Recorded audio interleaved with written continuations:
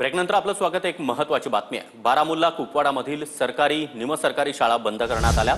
श्रीनगर, अवंतीपुरा त्याचबरोबर विमानतळाजवळील शाळा 9 आणि 10 मे रोजी बंद ठेवण्याचा निर्णय घेण्यात आला.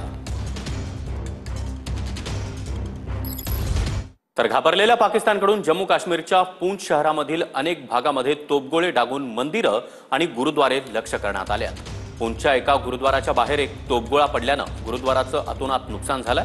याचाच आढावा घेतला आमच्या प्रतिनिधींनी. पाहूया.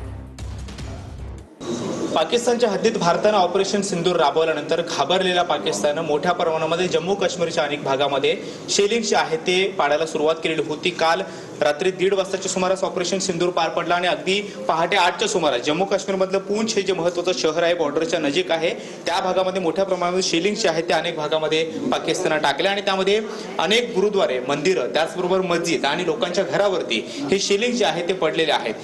गुरुद्वाराची जी बाहेरची गॅलरी होती त्या गॅलरीच्या बाहेर हा शेलिंगचा तुकडा जो आहे, शेलिंग जे आहे ते पडलेलं होतं आणि इथे मोठा खड्डा पडल्याचा पाहायला मिळत आहे. मात्र या शेलिंग्समुळे अनेक जो लोखंडी भाग आहे तो सुद्धा पूर्णपणे तुटून बाजूला पडला आणि त्यानंतर शेलिंगचे छर्रे जे आहेत ते मोठ्या प्रमाणामध्ये या गुरुद्वाराच्या आतल्या भागापर्यंत आले. लगभग 8 बजे जो है इंसिडेंट हुआ है, तो तब यहाँ पर भीड़ नहीं थी, लकीली नहीं थी, तो उसकी वजह से बाकी जो नुकसान हुआ है वो आप देख सकते हैं.